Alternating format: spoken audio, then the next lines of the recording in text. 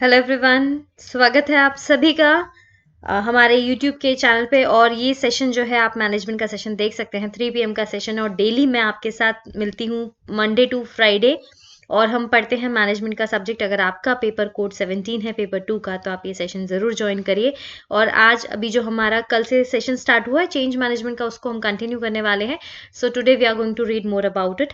और बाकी अगर आप न्यू लर्नर हैं तो मैं अपने बाकी के सेशंस की टाइमिंग्स आपको बता दूं। सुबह 8:30 बजे मॉर्निंग सेशन रहता है आप लोगों के लिए। सुबह 8:30 बजे मंडे टू फ्राइडे हमारा जो सेशन रहता है उसमें हम रिसर्च एप्टीट्यूड पढ़ते हैं।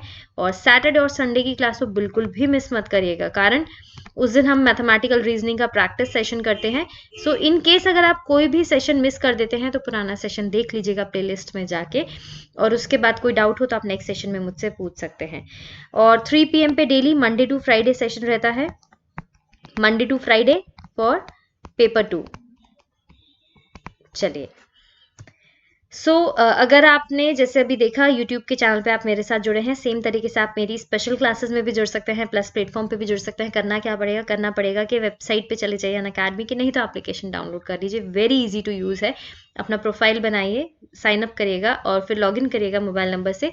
लॉगिन करने के बाद कोर्स सेलेक्ट करिएगा अपना, NTA UGC नेट आपका कोर्स है। सर्च बॉक्स में आप अपना मेरा प्रोफाइल सर्च कर सकते हैं चारूगिल के नाम से, और आप वहाँ मेरे प्रोफाइल पे आपको फॉलो बटन दिखेगा, उसे ज़रूर दबाइएगा, सो दैट जो भी मेरा नेक्स्ट क्लास शेड्यूल होता है स्पेशल क्लास, उसका नोटिफिकेशन आपको मिल जाएगा। साथ ही साथ प्लस प्रोग्राम पे मेरे साथ जुड़ सकते हैं, बहुत सारे बेनिफिट्स मिलते हैं आपको वहाँ पे, जैसे सारी क्लासेस लाइव हैं, स्ट्रक्चर्ड कोर्स है, टेस्ट क्विजेज है और मिलता है अनलिमिटेड एक्सेस। अब अनलिमिटेड एक्सेस का क्या मतलब है कि जैसे एक बार मैंने वन टाइम पेमेंट है, ठीक है, one time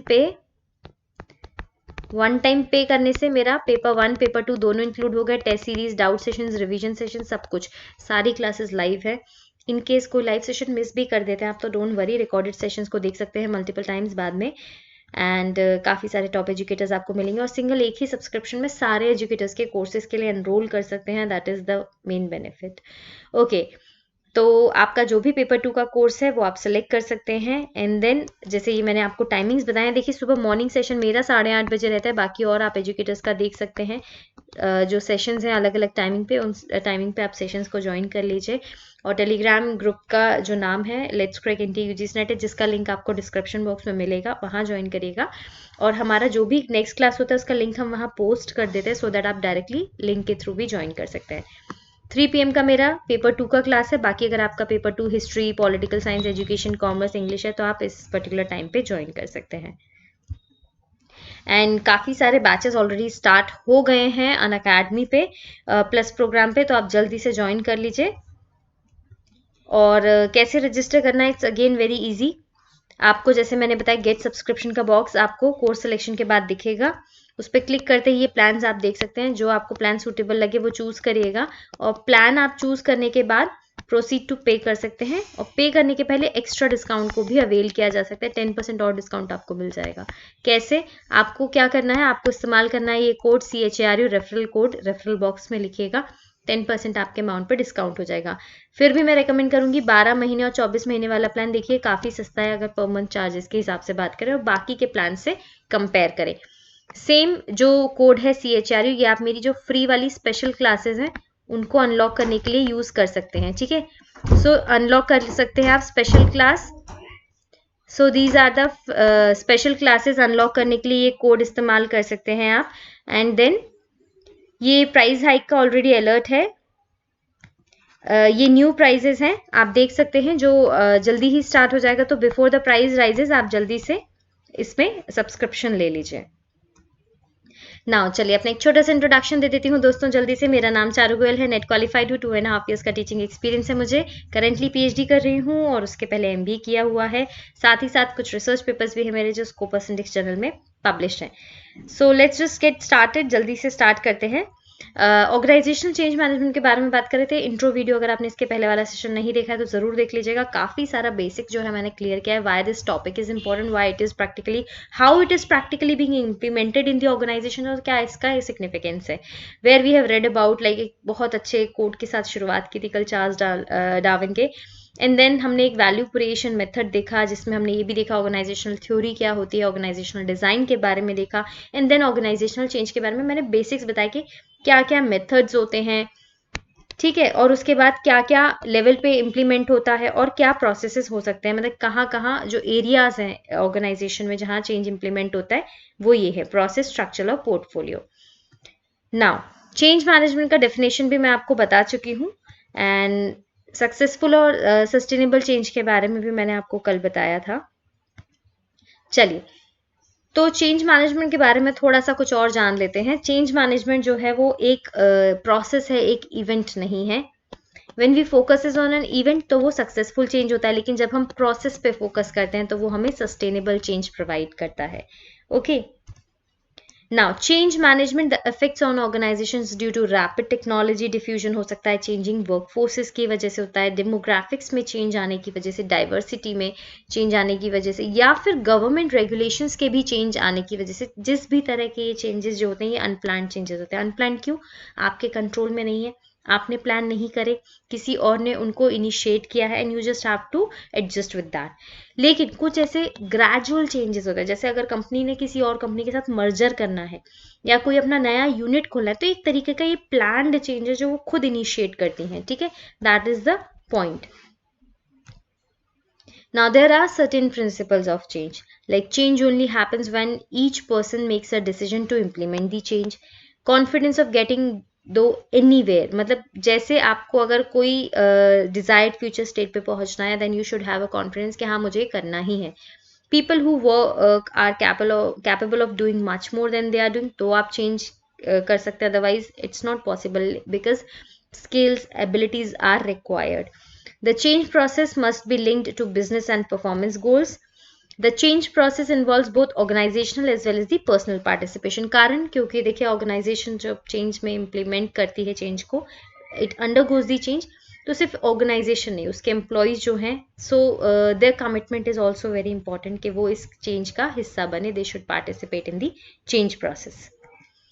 now these are few of the forces of change, जिसकी वजह से हम देखें काफ़ी सारा मार्केट में चेंज आपको ऑर्गेनाइजेशंस में मिलेंगे, कि जैसे नॉलेज इकोनॉमी हो गया, virtual organisations, mergers, acquisitions, privatisation हो गया, डिजिटल कन्वर्जेंस होगा, या फिर electronic commerce, e commerce. Now these are not are the only sources of the changes. आप इसको और ज़्यादा एक्सप्लोर कर सकते हैं। There are so many like forces जो चेंज को ड्राइव करते हैं। Okay, now see nature of workforce की बात करें, जैसे ज़्यादा कल्चरल डाइवर्सिटी आ गई, एजिंग पॉपुलेशन हो गया, इंक्रीज इमिग्रेशन या आउटसोर्सिंग हो गई, तो इसकी वजह से हमें चेंज देखने मिलता है। देन टेक्नोलॉजी की बात करें कि फास्टर, चीपर और मोर अडेप्टेबल, जैसे मोबाइल जो है, कंप्यूटर्स, इसका मैंने एग्जांपल आपको लास्ट क्लास में दिया था, तब हमें ऑर्गेनाइजेशन में चेंज देखने मिलेगा। इमरजेंस हो, सोशल नेटवर्किंग की साइड, ये एग्जाम्पल्स हैं, ठीक है। So they are providing like few of the driving factors जो चेंज को इनिशिएट करने के लिए कह रहे हैं। ओके,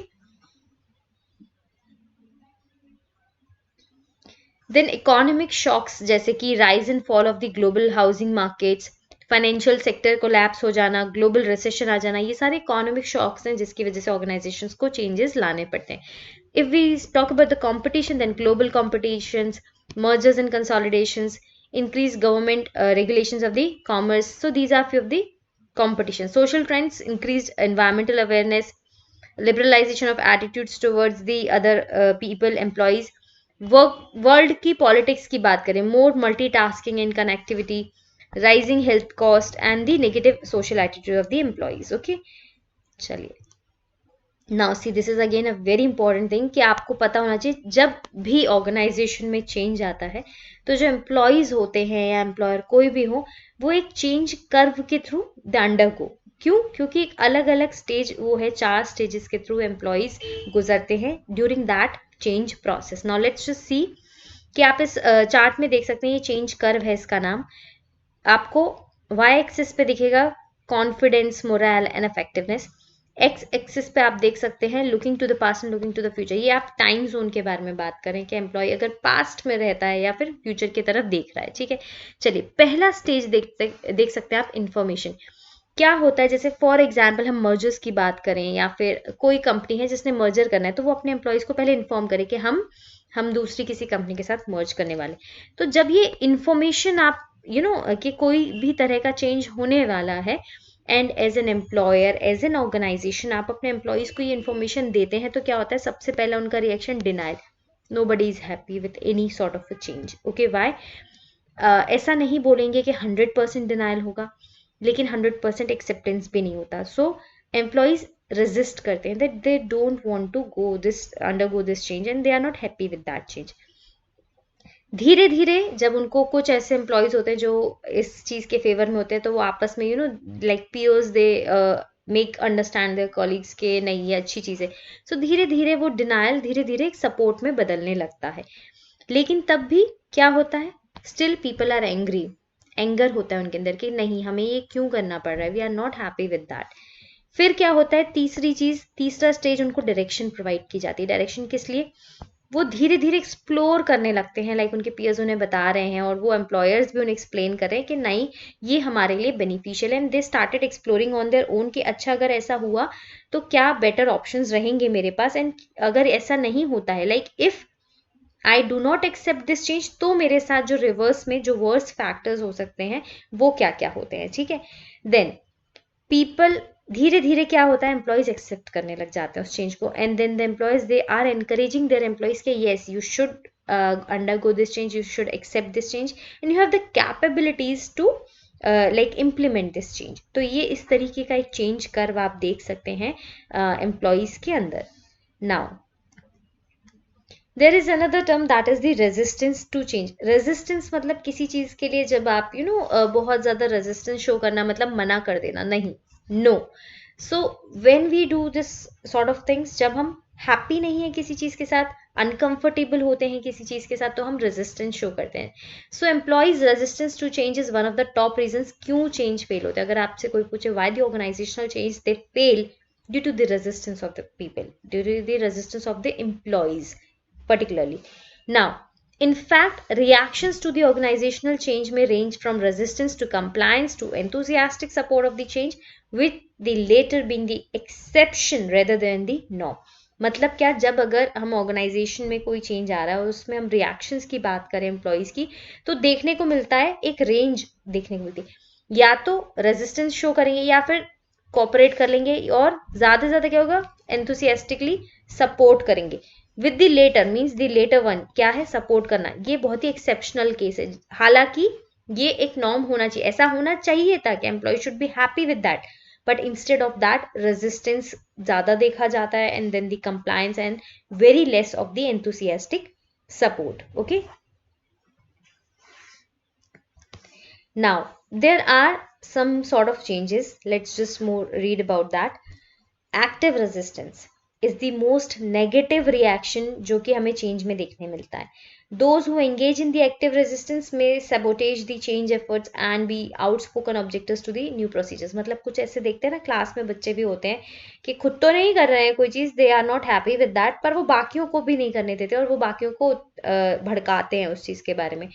जो हमने स्कूल में ये चीज़ें देखी होंगी कभी, सेम ऑर्गेनाइजेशन में भी होता है. क्या होता है, कुछ ऐसे एम्प्लॉयज हैं वो बिल्कुल पसंद नहीं कर रहे ये नए चेंज को, तो वो रेजिस्टेंस दिखा रहे हैं. अब उनको मैं एक्टिव रेजिस्टेंस की कैटेगरी में क्यों डाल रहे हैं, क्योंकि वो एक्टिव पार्टिसिपेंट है इस पूरे प्रोसेस के. उन्होंने क्या किया, पसंद तो है नहीं, उसके लिए वो पूरी कोशिश करेंगे कि वो उस चेंज के एफर्ट को सैबोटाज करें, फेल कर दें. और आउटस्पोकन ऑब्जेक्टर्स होते हैं, मतलब नारे लगाना या कहीं हम लोगों को भड़काना, and they openly resist, they openly show their objections. Okay, in the contrast कुछ एक पैसिव रेजिस्टर्स भी होते हैं. देखिए कैसे होते हैं, they involves being disturbed by changes without necessarily voicing the opinions. हम पसंद तो नहीं कर रहे ये चीज जो हो रही है, हमें अच्छा नहीं लग रहा है, बहुत प्रॉब्लम हो रहा है, लेकिन हम कुछ बोल भी नहीं पा रहे. ऐसे लोग जो होते हैं they are in the passive stage. जब भी आप देखिए एक्टिव और पैसिव, ये टर्मिनोलॉजी के हिसाब से जब ये शब्द किसी भी चीज के साथ जुड़ा होता है तो ये एक्शंस दिखा रहा है. Active when you are actively participating, passive आप कर रहे हो लेकिन आप एक्शंस में शो नहीं कर रहे. ठीक है, नाउ इंस्टेड पैसिव रेजिस्टर्स क्या करते हैं, दे में डिसलाइक द चेंज क्वाइटली, आराम से धीरे धीरे घुसुर फुसुर कर लेंगे लोगों के साथ, अपने कॉलीग्स के साथ बुराई कर लेंगे कि नहीं अच्छा नहीं हो रहा है, इससे ये प्रॉब्लम हुआ, but they are not doing anything to stop that. They feel stressed, हो सकता है मेंटली उनको स्ट्रेस होने लगे, अरे मुझे ये प्रॉब्लम होने वाला है, ये करने वाले हैं हमारी ऑर्गेनाइजेशन में, कैसे कोप अप करूं. अनहैप्पी होते हैं अपने काम से, and they started even looking out for a new job. क्या करेंगे, धीरे धीरे अपने लिए नया जॉब देखना शुरू कर देंगे without telling anybody anything. Now without necessarily bringing their concern to the attention of the decision makers. मतलब जो डिसीजन मेकर है उनको पता भी नहीं लगेगा कि ये एम्प्लॉय अनहैप्पी है, उसको बताएंगे भी नहीं ओपनली, बट धीरे धीरे उनको लगा कि हाँ मेरे को अच्छा नहीं लग रहा, मेरा तो कोई ऑब्जेक्शन अगर मैं करूँ भी तो कोई उससे कुछ होगा नहीं. So what they started doing, वो अपना दूसरा ही ऑप्शन ढूंढ लेते, दूसरी जॉब ढूंढ लेते. तो इस तरह का बिहेवियर अगर कोई शो कर रहा है रजिस्टर, तो वो पैसिव रेजिस्टेंस है. ठीक है. नाउ कंप्लाइंस की बात करें, how ever involve going along with the propose changes with little enthusiasm. ठीक है, अब जो हो रहा है कर लेते हैं, थोड़ा हो सकता है अच्छा लगे, मे बी कुछ बेनिफिट मिल जाए, समथिंग लाइक दैट. ओके, हम ऑब्जेक्ट करेंगे तो भी कुछ नहीं होगा, इस तरह का कॉपरेशन दिखाना with little enthusiasm. Okay, that is compliance. Then finally those who show the enthusiastic support, के मतलब उनको पता चला हमारी कंपनी किसी और के साथ मर्ज होने, एकदम ही दे द एनर्जी बूस्ट. अरे वाह, हमें और अपॉर्चुनिटीज मिलेंगी, हमें अब इस तरह का काम करने का भी मौका मिलेगा, हमारी कंपनी एक बड़ी कंपनी के साथ मर्ज होने वाली है. Now what a very good future और growth opportunities we are going to have. तो इस तरह के लोग जो डिफेंडर्स होते हैं, वो क्या करते हैं, जो एक्टिव रजिस्टर्स थे उनको उनसे अपने इस ऑब्जेक्टिव को बचाते हैं. Actually they encourage others also कि नहीं आपको भी इसको सपोर्ट करना चाहिए. So they are all together on the positive aspect of the organizational change. Now see resistance to change में अगर इंडिविजुअल सोर्सेज की बात करें तो वो आपकी हैबिट हो सकती है, security, economic factor, fear of unknown और सिलेक्टिव इंफॉर्मेशन प्रोसेसिंग. जैसे हैबिट की बात करें, to cope with life complexities we rely on the habits or programmed responses, but when confronted with the change, this tendency to respond in accustomed ways become a source of resistance. मतलब वही बात जो मैंने आपको class में कल बताई थी कि जब कोई चीज़ हमारी हैबिट में होती है और जैसे ही कोई हमारी हैबिट चेंज करने की कोशिश करेगा हम रेजिस्टेंस दिखाते हैं. जैसे हमको लेट उठना पसंद है और पेरेंट्स हमारे बचपन में हमें बोलते हैं जल्दी उठो जल्दी उठो, एंड मॉर्निंग में वो हमें रूम की लाइट जला दिए, फैन ऑन कर दिया, दे स्टार्टेड वेकिंग अप. तो हमारी हैबिट चेंज करना, we resist to that which is like uncomfortable zone for us. दूसरा कारण हमारा sources, security. People with high need for security are likely to resist change because it threatens their feeling of safety. उन्हें लगे कि अच्छा ये नया change आएगा, मान लो कोई नया टेक्नोलॉजी या सॉफ्टवेयर आपकी कंपनी अडॉप्ट कर रही है, आपको लगता है कि मेरे में कैपेबिलिटी नहीं है, मुझे वो सीखना पड़ेगा, नहीं कर पाऊँ तो मेरी जॉब चलेगी. Kind of a insecurity develops. उस कारण से भी लोग चेंजेस को रेजिस्ट करते हैं. Then economic factors. Changes in the job task or established work routines can arouse the economic fears if people are concerned with that they won't be able to perform the new task or routines to the previous standards, especially when pay is closely tied to the productivity. मतलब कि अगर ऐसा होता है, जैसे हम marketing sales की बात करें स्पेसिफिकली, कि अगर कोई नए तरीके से आपका कोई भी इकोनॉमिक फैक्टर जुड़ा है, कि मान लीजिए कोई नया टेक्नोलॉजी, नया सॉफ्टवेयर का इस्तेमाल करना है, या कोई नया ट्रेंड आ गया, any sort of a change, नया बॉस आ गया आपका, तो अब क्या होगा, आप उसने आपके जो टारगेट्स थे उनको बहुत ज़्यादा हाई कर दिया और प्रोसेस को बहुत कॉम्प्लेक्स कर दिया, और आपकी टारगेट अचीवमेंट पे ही आपकी पे जुड़ी हुई है, तो आपको बहुत इकोनॉमिक फैक्टर्स की वजह से you will start resisting. Why? Because आपको पता है आप नहीं कर पाओगे जितना पहले कर पा रहे थे, प्रीवियस स्टैंडर्ड से भी आपका लो हो जाएगा performance. Reason being that. Okay, now fear of the unknown.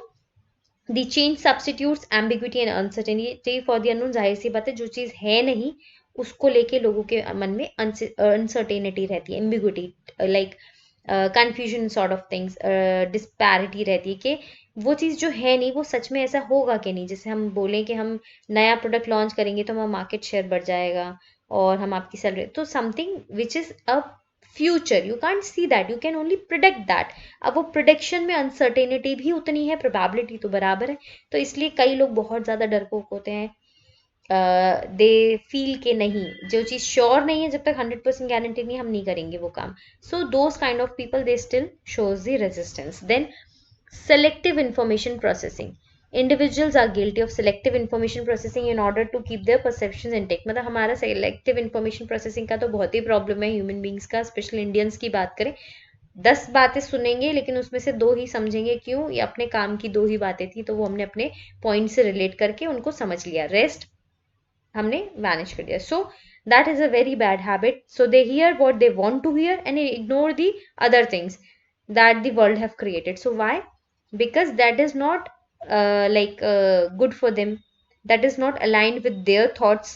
So that is why what they do, they just ignore that information. So selective information processing की वजह से भी आप resist कर सकते हैं.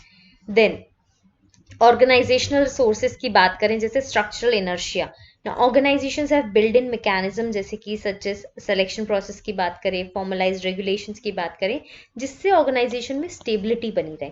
Now when an organisation is confronted with the change, ये structural inertia बिल्कुल क्या इम्बैलेंस्ड हो जाता है.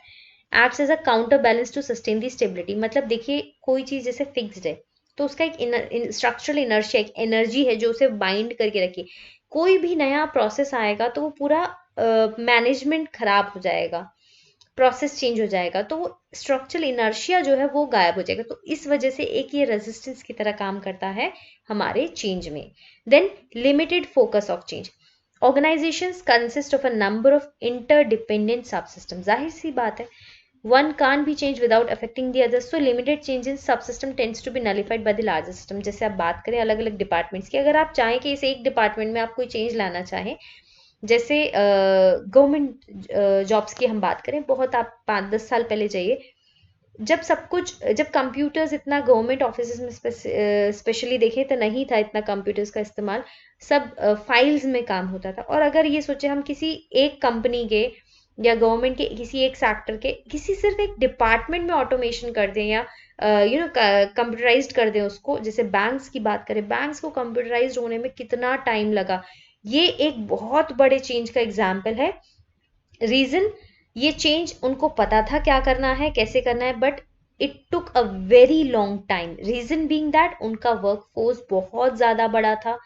दूसरी चीज, इतना ज्यादा वर्कफोर्स को ट्रेन करना और उनको अडेप्ट करवाना ये चेंज, और इससे उनका काम का जो इनपुट आउटपुट का रेशियो था, जो इफेक्ट था, वो बहुत ही इफेक्टिवनेस कम हो गई. वो एक काम जो 10 मिनट में करते थे अब उनको करने में 20 मिनट लग रहे हैं. तो ये एफिशिएंसी भी कम हो गई एम्प्लॉयज की. तो लेकिन once they are done with that change, now see the things are going very smoothly. But so जब ये चेंज आपने फोरकास्ट किया, फ्यूचर आपने बताया, तो आप में वो कैपेबिलिटी होगा ऑर्गेनाइजेशन में कैसे उसको इम्प्लीमेंट करें. तो ऐसा तो नहीं था बैंक्स ने कि सिर्फ एक किसी यूनिट में, किसी एक बैंक में कंप्यूटराइजेशन कर दिया. No, this needs to be done wholly. Why? Because all the departments, all the units, they are interdependent. Okay, now group inertia. Even if individuals want to change their behaviour, group में act as a constraint. मतलब अगर कई बार ऐसा होता है कि किसी group में एक दो लोग करना भी चाहें चेंज के लिए, अडेप्ट करें, एंथुसियाज्म दिखाएं, कुछ एक दो आपको एक्टिव रेजिस्टेंस दिख ही जाएंगे. Now threat to expertise, changes in the organisational pattern किसी भी तरह का, वो आपकी थ्रेट की तरह काम करते हैं, आपकी स्पेशलाइज्ड एक्सपर्टीज के लिए. क्यों? क्योंकि कोई नई चीज आएगी तो आपका जो भी स्पेशलाइजेशन है वो उसको ओवर बर्डन करेगा, ओवरकम करेगा. So what will happen, you will feel कि अभी मुझे अपग्रेड करने की जरूरत है, तो एक थ्रेटन रहता है आपको. Okay, then threat to establish power relationships. Now any redistribution of the decision making authority can threaten the long established power relationships within the organization. ये तो बिल्कुल ही आप मानेंगे कि जब भी, जैसे हम बोले, नया कोई बॉस आ गया, तो किसी भी स्ट्रक्चरल चेंज में होने से क्या होगा, ये जो पूरी ऑर्गेनाइजेशन का जो पावर अथॉरिटी का जो लॉन्ग एस्टैब्लिश्ड पावर किसी ने बना के रखा होगा, वो उसको थ्रेट हो जाता है. So these are few of the reasons कि रेजिस्टेंस टू चेंज जो है आप देख सकते हैं. ओके, चलिए. सो कैसे इन्हें ओवरकम करते हैं ये हम कल की क्लास में देखेंगे. सो आज के लिए बस इतना ही, and thank you. I hope आपको ये सेशन अच्छा लगा होगा, and if you really do like this video तो प्लीज प्लीज लाइक का बटन दबा दीजिएगा और चैनल को सब्सक्राइब करिएगा और बेल आइकन तो जरूर ही दबाइएगा, सो दैट आपको नेक्स्ट क्लास का नोटिफिकेशन मिल जाए. टेलीग्राम चैनल का नाम ये है let's crack NTA UGC net. जल्दी से यहाँ ज्वाइन कर लीजिए, काफ़ी सारे हमारे टीम के एजुकेटर्स यहाँ ज्वाइन हैं, और हमारा जो भी नेक्स्ट क्लास होता है उसका लिंक हम यहाँ आपको पोस्ट कर देते हैं.